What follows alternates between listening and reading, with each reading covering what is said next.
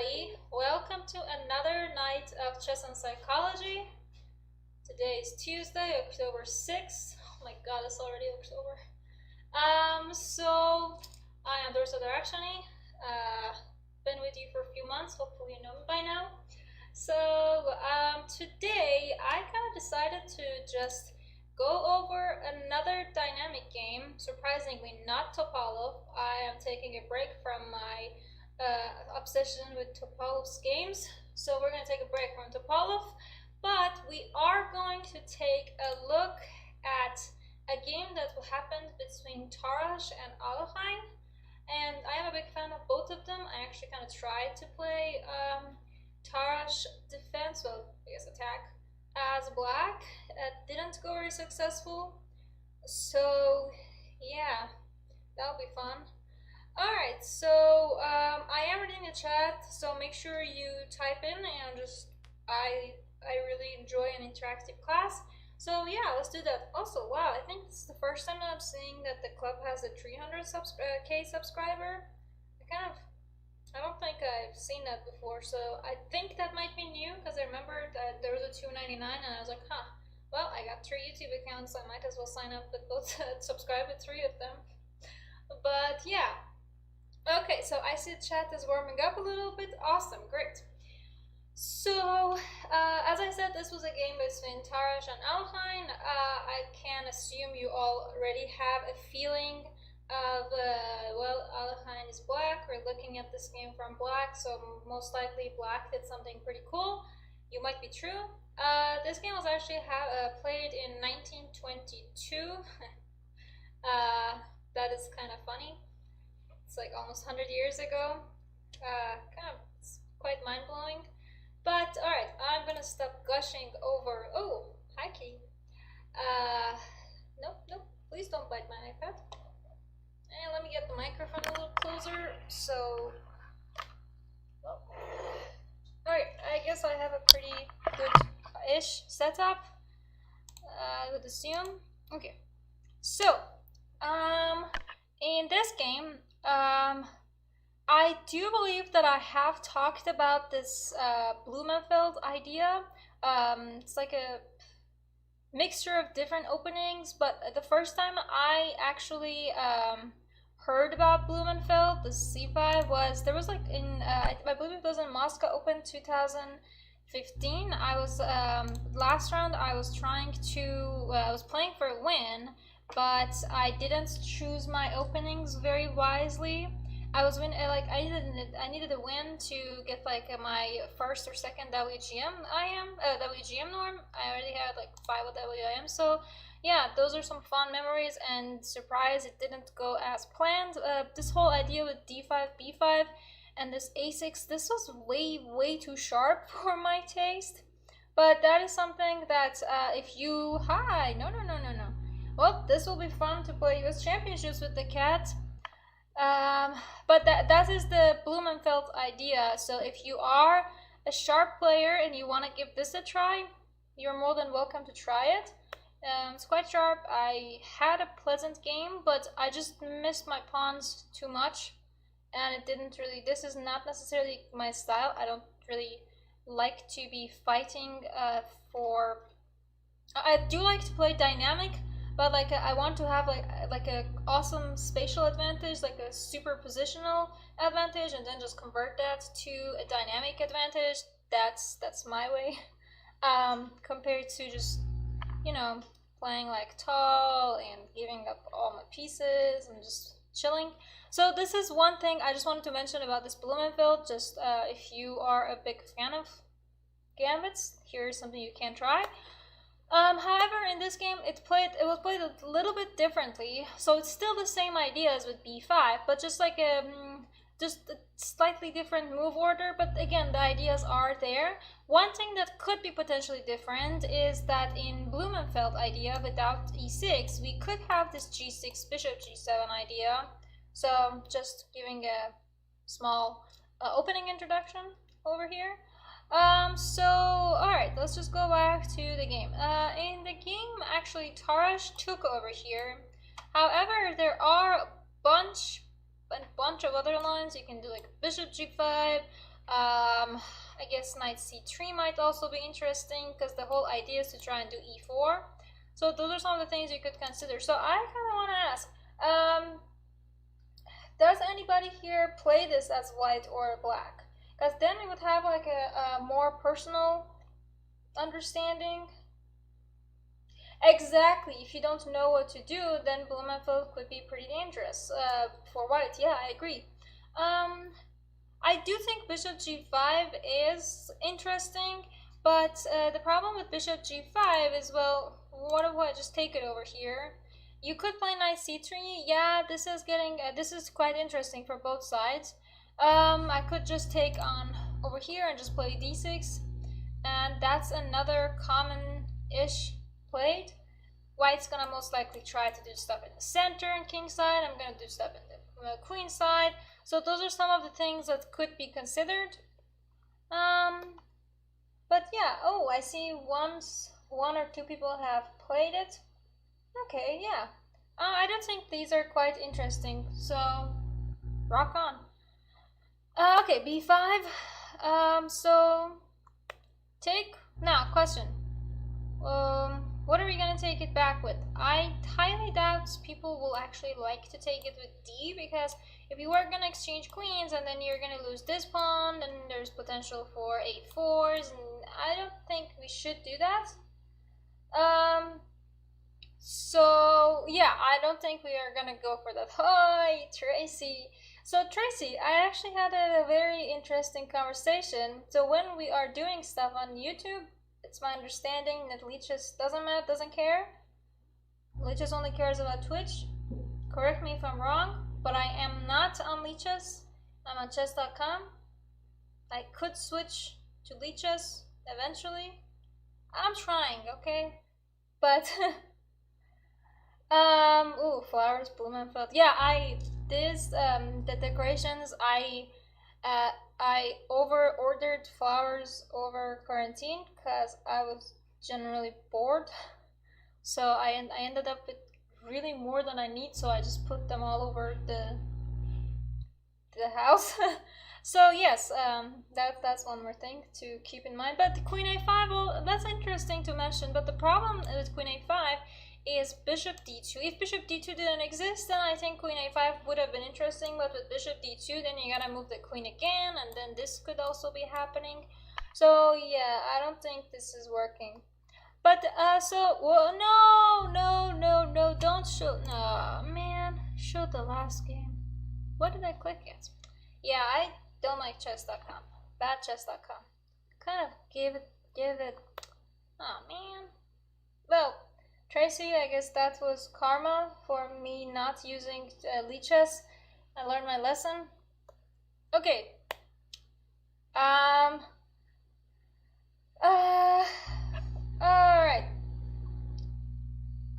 There's some interesting questions, but I'm having trouble understanding them. But yes, so my first question for you guys, well, my first serious question, before that it was more rhetorical. What do you think, who do you want to be? White, black, and why? If you want to be white, I can understand why. You got one more pawn, the potential of getting some stuff happen in the center. But what do you want to do as black? If you're choosing to be black.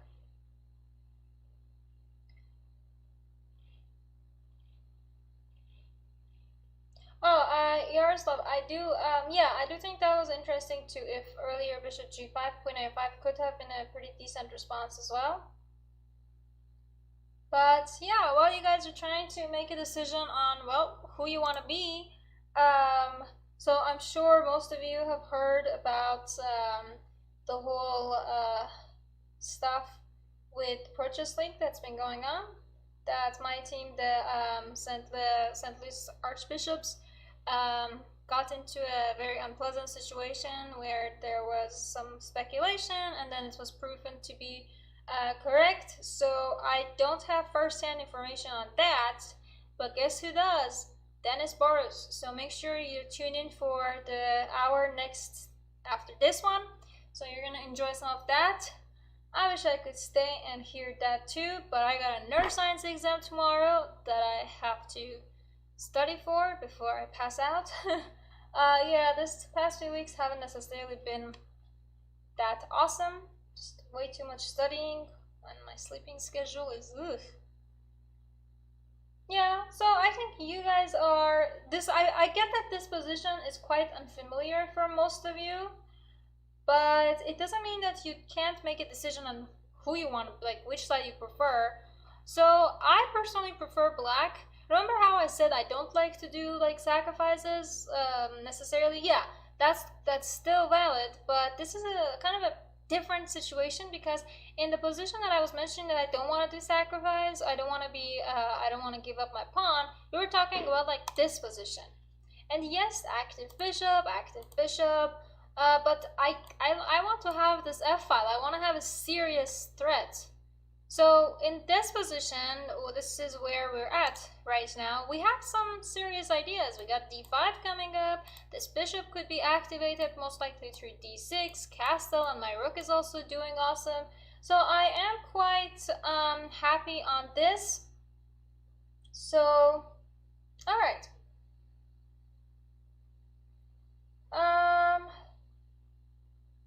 Yeah, we do have a center. I think that those were some historical comments that I don't think anyone is gonna forget for at least next few months to come. But yeah, I mean, I'm sure everybody has said funnier or worse stuff, so I'm not gonna really. Yeah. Okay, so I agree that we should do this d5. And while we're trying to do this idea with d5, this is, yeah, exactly. This is kind of like a Benko, but a little bit more, I want to say improved, because now black got the center and has the potential to attack in the king side.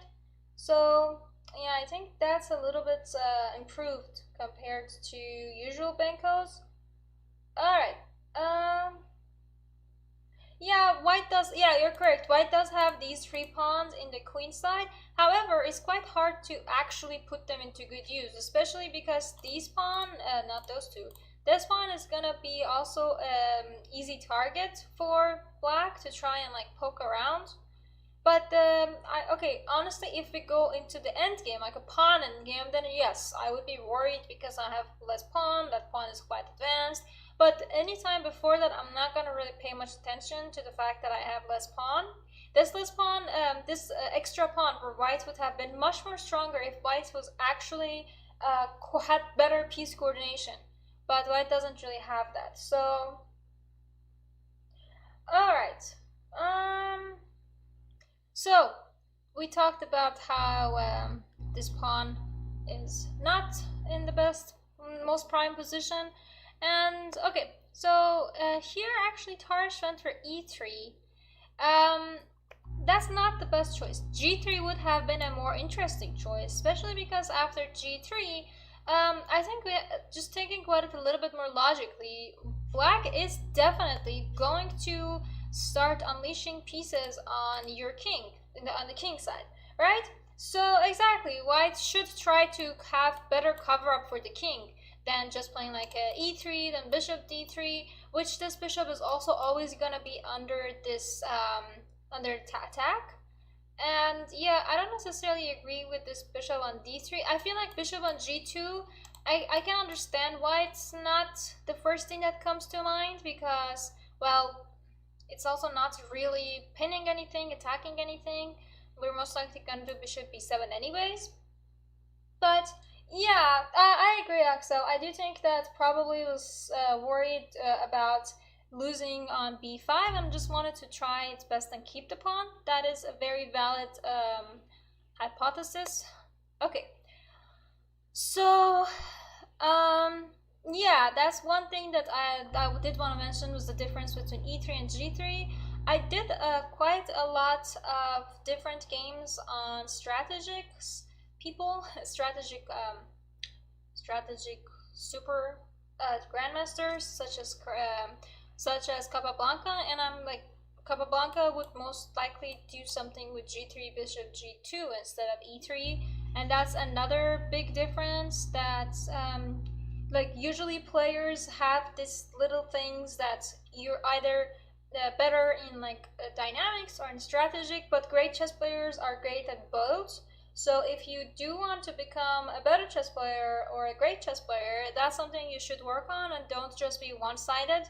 I feel like for me, I could work on my dynamic understanding better. I still have a lot to improve compared to my strategic understanding. So if you're playing with me, you know what to do.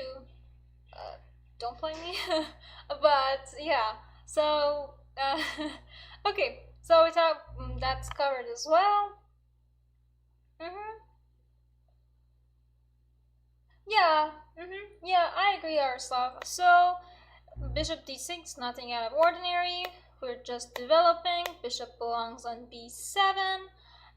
What else can we think of? So black does have a pretty awesome development, and this position, even though you have this extra pawn as white, it doesn't bring you an actual understanding of like, okay, your position is better. Your position is, I don't think white is worse, but white is definitely not better. I would say black definitely has enough compensation.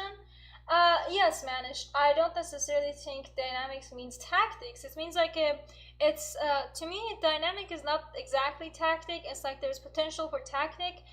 You have to always be watching out for like threats all around. So a very active position, exactly. I think that's something to keep in mind. And yeah, okay, so let's say white tries his best to develop. Now I want to ask you guys, whoa, hi kitty, what do you think black should do? So how are you gonna get your pieces out?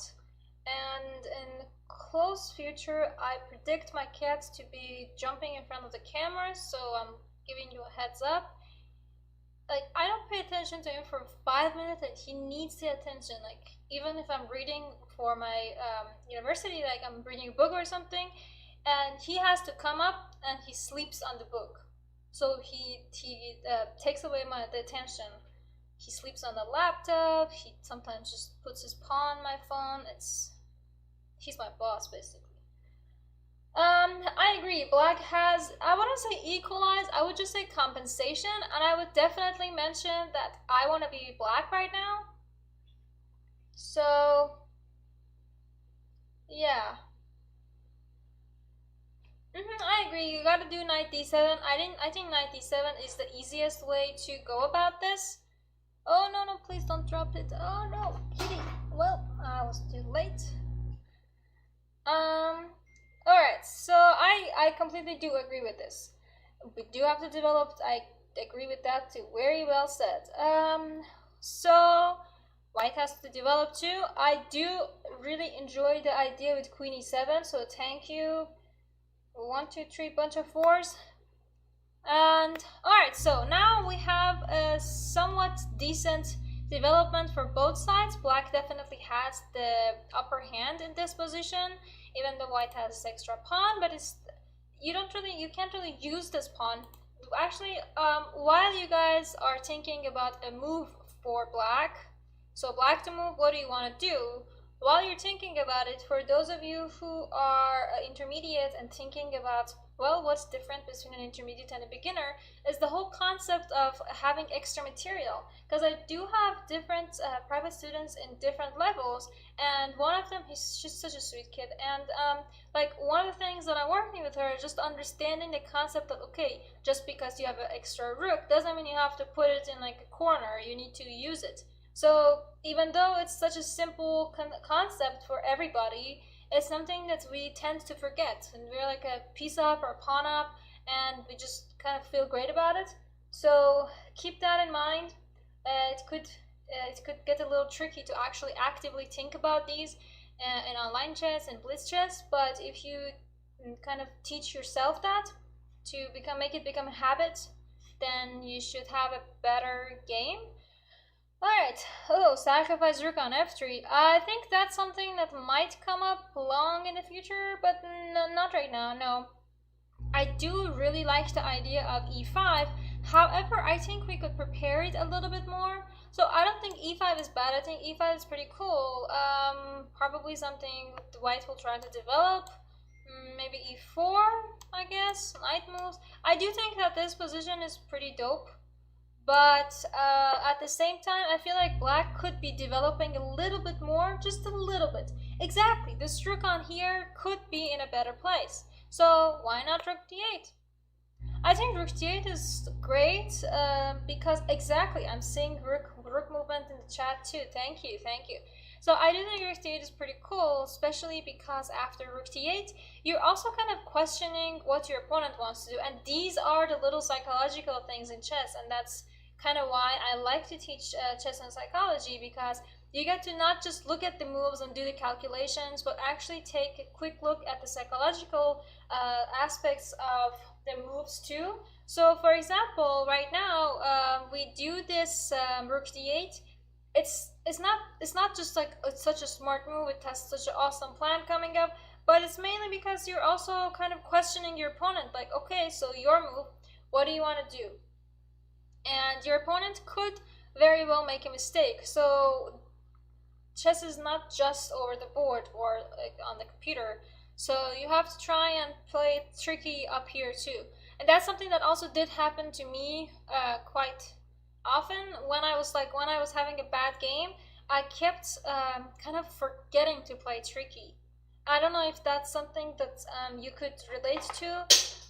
Well, cat's relating to it. He's dropping stuff down from the table.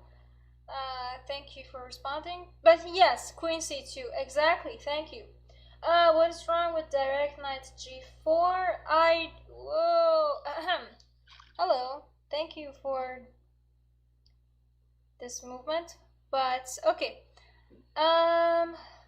it is quite hard to do stuff with a cat around. I do seriously have to think of something better to do for US championships, because otherwise we're just going to be sitting here talking to my cat, and the arbiter and my opponent are going to be pretty pissed. So that's a good thing to keep in mind. So I don't think there is anything specifically wrong with the idea of doing a sacrifice, but one thing that I've actually learned is you don't have to always do a sacrifice. You could simply enjoy the better position that you have. So nice g4. First of all, what if like something like h3 to just try to kick the knight? I don't think you should be doing this anymore. I mean, you do have like an interesting knight h2, but I don't think you should be doing that. The problem with sacrifices is that if it's not completely accurate, it will give your opponent a lot of chances to slip away. And I showed you a few of the games that I was the one who slipped away. Like I had a full piece down, or I had a bunch of horrifying positions, and I slipped away and I drew, or I won the game. So those are some of the things that you shouldn't do. Okay, glad we agree. So if you want to play e5, I agree with that, but I'm a little more interested in rook d8, and so was Alekhine. So rook d8, and after that we can simply just kind of chill now. Queen c2, you finally pushed the pawn. See, you're kind of questioning, you're seeing if the opponent is scared to go to c2. You're not forcing him, you're just kind of just trying to figure out what is he thinking. Like, does he trust your rook d8 enough to just kind of like back away and play queen c2? And when the opponent plays queen c2, you know that your opponent knows his worse. So you know that your opponent already has less psychological advantage. So those are some of the psychological things you could try to pull off, and then tell me about it.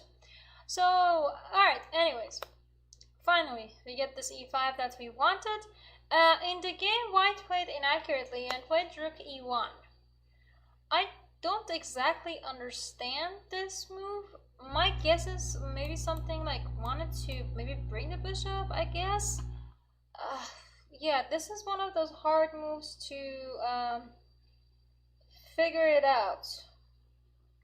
Yeah, if anybody wants to tell me what they think why white played rook e1, feel free to do so. Otherwise, better move would be to try to play for the center with e4. I mean, it's not ideal, especially because you have d4, and now this pawn is a monster, but you at least get some counterplay. You get the bishop c4 check, you get like a knight d5. It's still some hope. So I do think that white, this would have been a better choice, just a little bit more hope. Alright, so Tarrasch played rook e1. I'm quite surprised. Tarrasch did not play this game very well. But yeah, well, I guess we all have those days. Yeah, I agree. Most likely the bishop was the reason, not that way, for this move.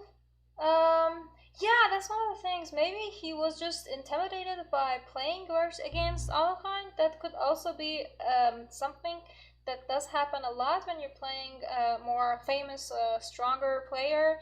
You tend to kind of overthink it and get in your own head. So that's also something to try and avoid. Or if you are the stronger player, you could use that to your own advantage. I can't say I've never done that. I actually did that a few times. Just because I was stronger, technically I had more rating, I offered draw and I got out of pretty bad positions. Or yeah, so those are like just some of the little psychological stuff that you could do.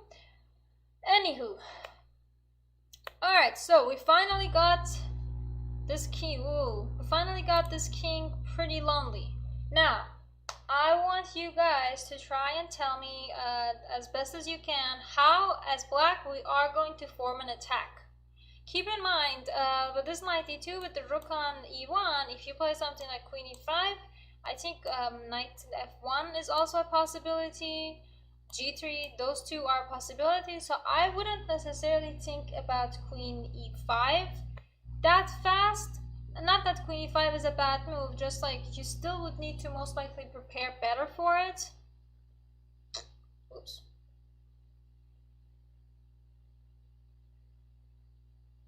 I do think it's interesting to not know who your opponent is, which is a lot of online chess. You don't actually get to see the opponent. But at the same time, I still want to see the opponent. I trust my brain that won't be super intimidated. This is actually really funny. I think it was yesterday. I told you my sleeping schedule was pretty horrifying at the moment. So I take a nap and then I wake up at weird hours and then I can't sleep all night. But I guess we all have those exam weeks. So I actually had a dream that I was playing against Kasparov and I was black. I had two queens. I remember vividly that I had a queen on e8 and a queen on h5. And the game somehow ended in a draw. I messed it up. And then I was like, oh my god, I wasn't sharing the right screen with the arbiter. No, they're not gonna count it. And I had this anxiety in my dream. And when I woke up, I was like, huh, maybe that's something to keep in mind for US championships, to just be sure you're sharing the right screen and the right camera and all. I'm quite terrified of technological stuff happening. So yeah, that's I had a dream about drawing with Kasparov when I had two queens on the board. So okay, I don't think I'm necessarily doing too much chess. Actually, I should be doing more chess, but okay.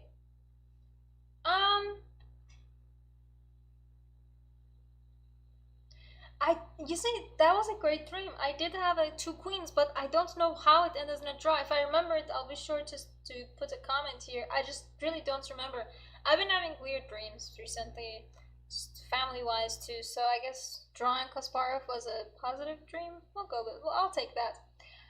Yeah, thank you, Yaroslav. Knight e5, knight g4 is also a pretty cool idea. You're pretty strong. I've seen you here quite often as well. Feel free to just let me know what is your level, so I have a better understanding of different levels that watch this streams. But yeah, awesome. Knight e5, great. I do think that I saw knight e5, knight g4 idea earlier with other people too, but I was pretty deep in my story with dreaming about drawing Kasparov, so sorry guys, kind of overlooked that. But okay, so knight e5. I think it's pretty clear. I think white definitely has to do this h3, which white didn't do in the game, but white should do this h3 because, or maybe something, I'm thinking, can like, no, the whole idea with this also gets a little unpleasant due to knight g4s and f2 pawn, so I don't think, I guess if you really want to do this g3 idea, you could do something with knight d1. No, this is still, yeah, no, this is still not working. So I think actually in the game knight d1 was played, but from what I see is that,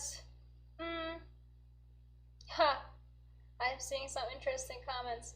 But no, I think h3 is the best way to go for white. It's still quite unpleasant because a lot of different things. I just want to get this queen to h4. So just need to get my queen in there. Or I can just like a knight g6, queen e5. I like that too. Yeah, just going for h2, and your g3 is going to be super weak also. Alright. Yeah, I think I don't think there's a good way out of this, but let's just keep going. Knight e5, knight d1. So knight g4 was mentioned earlier, so I just want to take a moment to ask anybody who sees anything better than knight g4, because I do think knight g4 is pretty great. Just we gotta make sure that there's nothing better.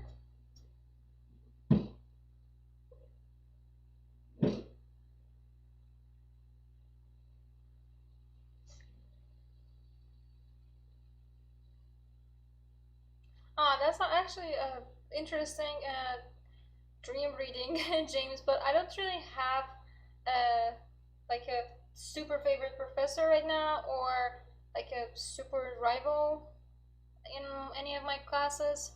I am getting pretty whooped by Kaplan for MCAT, but that's about it. Yeah, I think you guys are doing well. I think knight g4 is good enough. There could be some interesting stuff with like maybe doubling up the rook or something like that, but I think knight g4 is just good enough.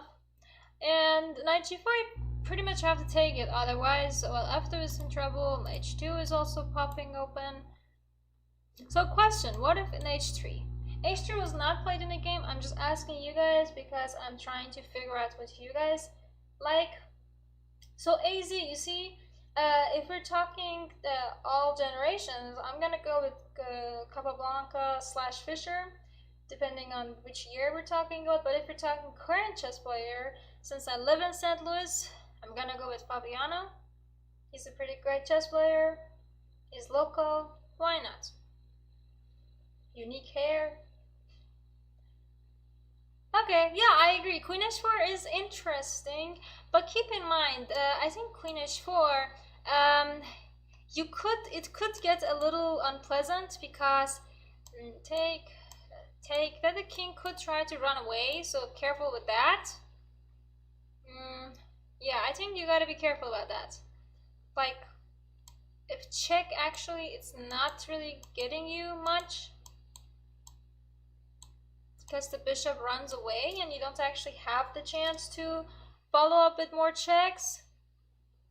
So if take, you actually have to take that with the queen, which is not the end of the world. You did a pretty decent sacrifice and you still have a pretty decent attack. However, a queen h4 is not exactly the best way to go about it. This is actually an interesting idea to try. I guess queen h4, we could try it, but after take, maybe don't take back. Maybe something, let's move this knight somewhere. Well, knight f3, I don't think it's also working because of knight takes f3. So maybe knight d3, we're going after the rook. Take, take, take. Check, check, take over here. G2 is falling, G4 is falling, this bishop is, I do like this, I'm gonna go for this. Yeah. Take that. This guy is falling, the whole, this bishop is going to start being a monster. Yeah, alright. Okay, I think you guys have a good idea, and yeah, good job, Davey. I think knight h2 is more interesting as well. Over here, knight h2 could be a better version of it, and if you take, then I have a bunch of different ways to win. I think a knight anywhere is great. I'm just gonna put it on f3. Yeah, I think this is the easiest way to win as well. Alright, so knight g4 in the game, bishop took g4, knight takes g4, and Tarrasch just took a defensive approach and played knight f1. So, how do you guys want to continue this attack?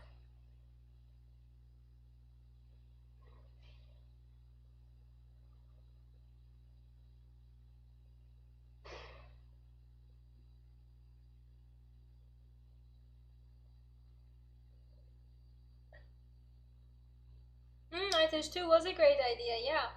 But I mean, I don't think knight h2 is that great of an idea now. So I think bring in the queen. It's time to bring the queen. We got queen h4, we get queen g3, g5. I think either of those should be good.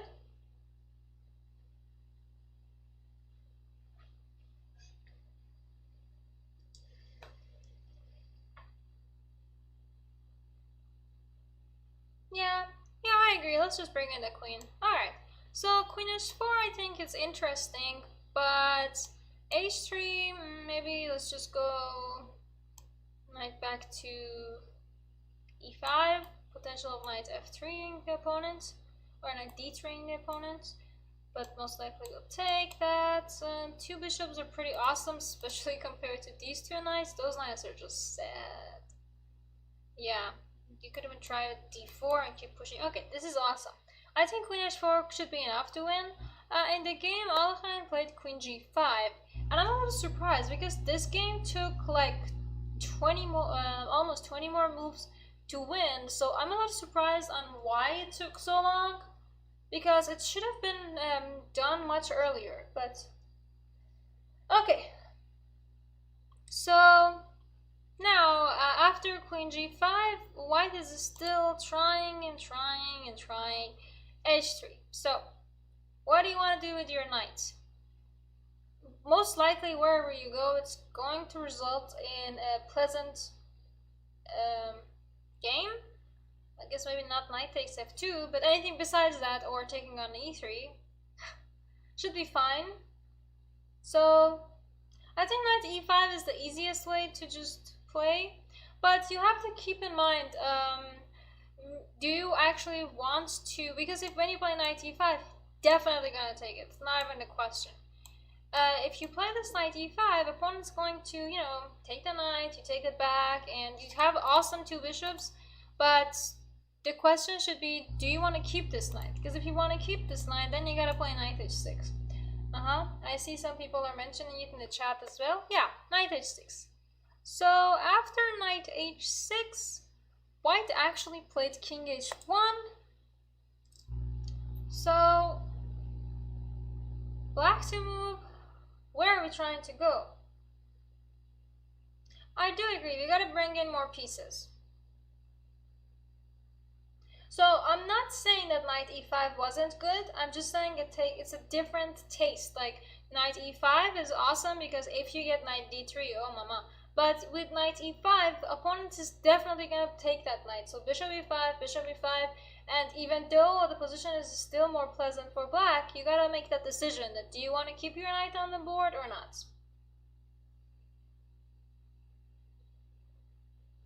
Alright, I see a bunch of knight f5, some bishop moving. Okay. Bring in the rook. Ooh, maybe rook f3, probably a little bit later. I think bringing the rooks generally is going to be beneficial, but I don't think it's the right time just yet. One thing that I really want to try is d4, because d4, then if I get d3, then my pawns are already also quite monstrous. But I can't exactly do this d4 right now. Well, I mean, I guess I can, but it would give white some chances of trying to, you know, slip away, and I don't like slippery opponents. Or actually, let's just move the king, I guess. Still, I don't want slippery opponents. Yeah, so I think d4 is a little too early to do. So in order to do d4, then we could do this knight f5 that was mentioned by multiple of the people in chat. So yeah, I think that's another great way to go about it. So in the game, white played knight h2, which I kind of get it, like you gotta do something. Your position is not actually that pretty, so you have to move something. But I don't think knight h2 is actually the best way. I guess knight h2's idea was if you played knight h4, I would play rook g1. But, I mean, position is not quite pleasant anyways, and I know I keep saying that, but I don't think the position is getting any better. So now what we're trying to figure out is just how to win this game. We know we're better, that's not the question anymore. So black to move, what do you think we should do? Should we still try to push for d4? Should we try to bring more pieces in the king side? And stop chess.com. Bad chess.com. I do agree that black should eventually try to use the advantage in the f file. So I agree, bishop c8 is also pretty cool. Something with bishop c8, something with rook f7 to try and double up. I think all of those are decent. Knight g3, huh?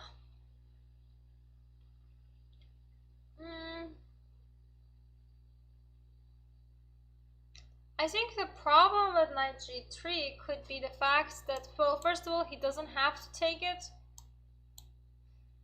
Because if he takes it, then you take with the queen, and h2 is quite hard to actually keep. But king g1, what is your follow-up? That's what I'm trying to figure out. Black is still much better, just how are you trying to follow up? That's what I'm trying to figure out, and I'm having a little hard time actually figuring that out. Maybe you could try to double up, but I don't think you necessarily have to have that knight on g3. So I am a fan of d4, to be honest. I think d4 is the easiest way to win. Why would you sit here and calculate all the ways you could attack the king when you can, you know, just get so much space that the king is just gonna just not want to even try to move. So I think d4 psychologically is even more just showing off your power, showing off your space, showing off how you're dominating the opponent. I think all of these are ways to consider it. But alright, so I believe in the game Tarrasch played bishop c1, which just looks pretty weird, but I honestly don't know what else to do for whites. I mean, I guess, is there a check? Could I take this and try to give a check?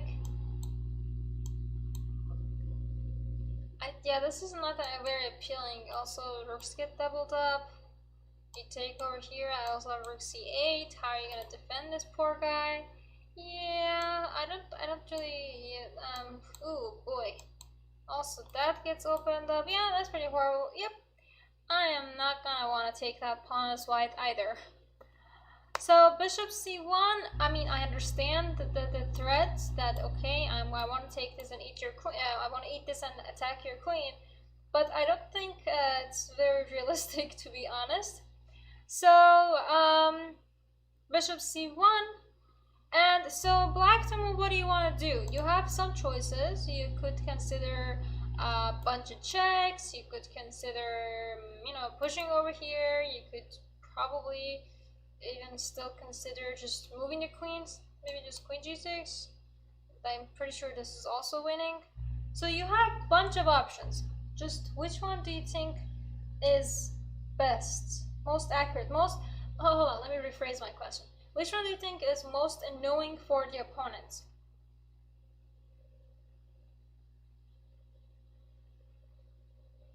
I think d3 also, yeah. Oh, I see a knight h4. Okay, I think knight h4 is interesting as well. Again, I don't really see anything specifically wrong with any of these moves. As long as you're not blundering, you're fine. But at the same time, d3 just seems pretty awesome. So okay, d3 and Alright, so I see there are a lot of great comments. Alright, awesome. Gotta move the king. So now, black to move, what do you think we should do? Yeah, I kind of cut maybe 2-3 inches of my hair today. I was a little bored and I was trying to not study, so I cut some hair. Don't know if I regret it just yet. Still pretty long, but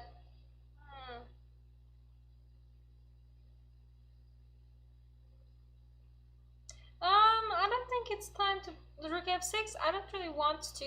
I don't want to give up my rook. I get that you want to bring your rook, but I guess bishop b2's whole idea was to avoid this, take away this rook f6.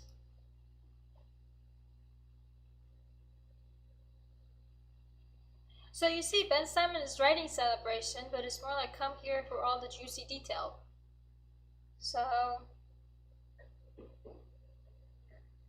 I'm sure there'll be clips of it on the internet.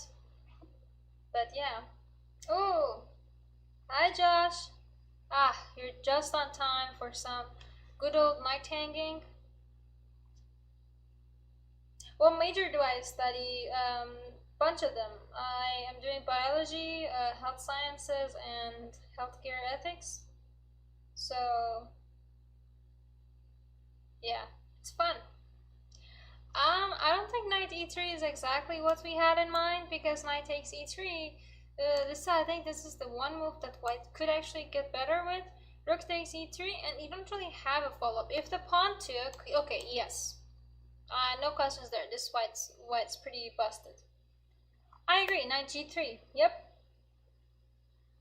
Knight g3.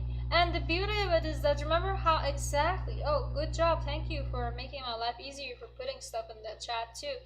Remember how earlier when we talked about, where was it we talked about this knight g3? Quite earlier, we talked about this knight g3 idea. Here. Before the pawn was on d3, and we said if king goes to g1, then we don't really have a follow-up. So that is why right now this knight g2 would be pretty awesome, because, well, first of all, if you take it, muchas gracias, give me that knight and the mate as well. If you don't take it now, I do have this knight e2 whenever I want it. Nobody's rushing me, because if take, I'll still take that. No problem there. So now black to move, what do you think we should do?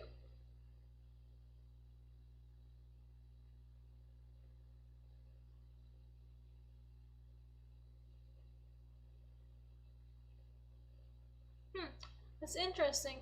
I'm quite curious. Wouldn't white have knight g4 at the end to try and defend h2?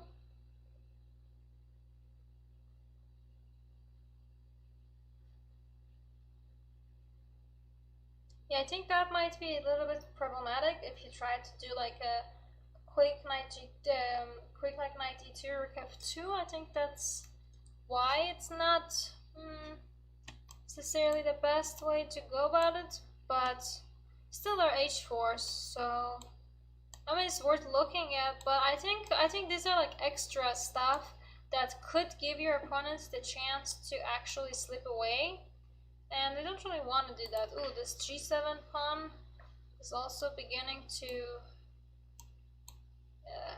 yeah, queen f7. Oh boy. Yeah, white's much better now. Well, let's not do this. I don't want to give my opponent chances to whoop me. I'm getting enough whooping from Kaplan and MCAT studying. No need for people from 100 years ago to whoop me too. So, no 92. I don't think 92 is accurate just yet. But we could bring more pieces. Maybe why not bishop d5? Also, we just mentioned something with queen f7, right? So let's just do bishop d5 so we never ever have to worry about this. And okay, you gotta move the queen. Queen c3, I'm gonna do this 92, right? So you have very limited numbers of squares to go. For example, if you go queen a4, what do you think we should do now? So black to move, how are we winning?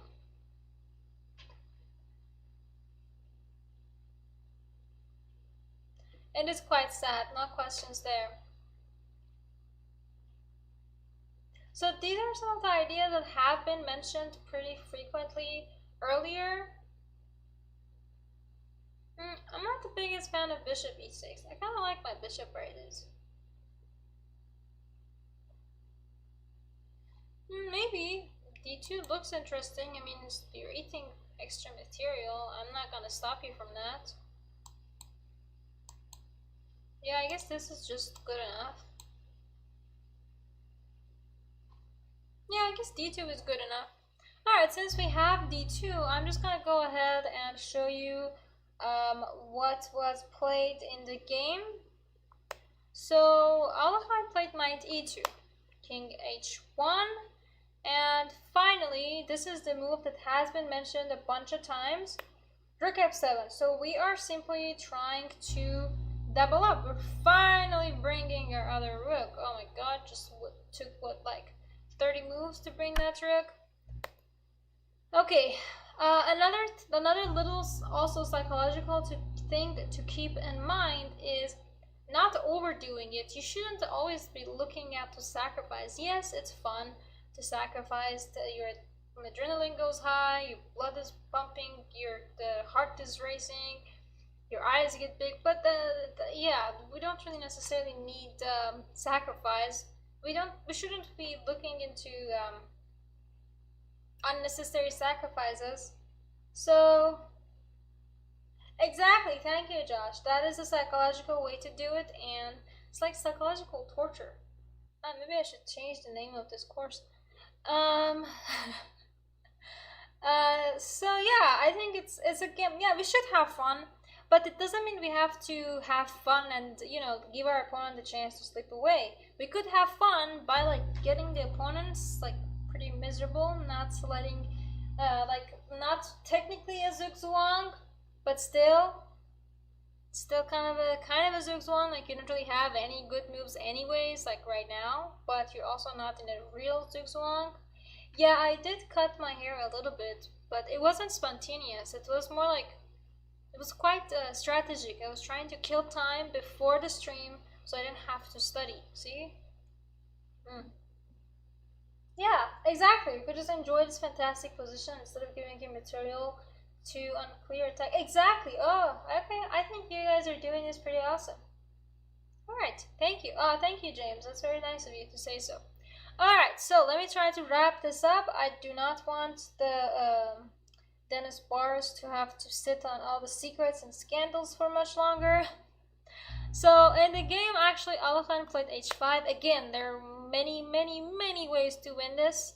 So just do what makes the most sense to you, but don't give up stuff unless you actually see absolute clear advantage. I feel like sacrificing and just playing normal after a sacrifice is just something that you see in movies. I mean, in like super high chess players. So unless you're one of those, which I don't know what you're doing here, then I don't recommend you do that. So sorry, Josh, kind of overlooked you, but you can sacrifice as much as you want. I'm not gonna stop you. But okay. So h5, and like, see, white is doing like desperate tries with b6, and now Alekhine is like, alright, I'm gonna try this. Well, if you take, that's going to be mate. You don't even really have that knight g4 after because of the pawn. And king g1, I just take back. Not even giving any chance. No chance. Even though a8 wasn't actually working because you have pieces, but no chance. And take. Now, finally this d2. We could have done this d2 much earlier too. And alright, let's eat that. And I'm gonna come over here, attack on h3. It's just such a chill way to attack. And I do think that being too chill is also not the best way. So yeah, just try your best not to be too chill or something like, okay, now this makes sense, right? Take, rook f3. And this is pretty lost, right? Knight f3, knight g3, just h4. This guy is falling. I can't think of any way for y2. Ah, this is funny. Huh. The only thing is if you take with the pawn, I'm gonna take here. Okay, that was actually cute. Nice try. Just take this with the queen and just give that checkmate. And this that's actually in this position the game ended. However, if you played something like king g1, I have bishop h2 and mate's coming up quite soon. If you went like king g2, I'm gonna have like queen f3. That's also next move mate. So yeah, I think this was a pretty interesting game. Also because it was quite dynamic and it doesn't just promote the idea of attack, attack, attack. It promotes the idea of making your opponent uncomfortable and psychological torture and stuff like that. So, alright, on that note, I am going to wish you a great night. I'm gonna invite you to watch Dennis Barris's Spill the Beans segment. And I am gonna go get some coffee and do the rest of my neuroscience. I'll see you guys on Friday. So tune in for my Friday lessons. Have fun!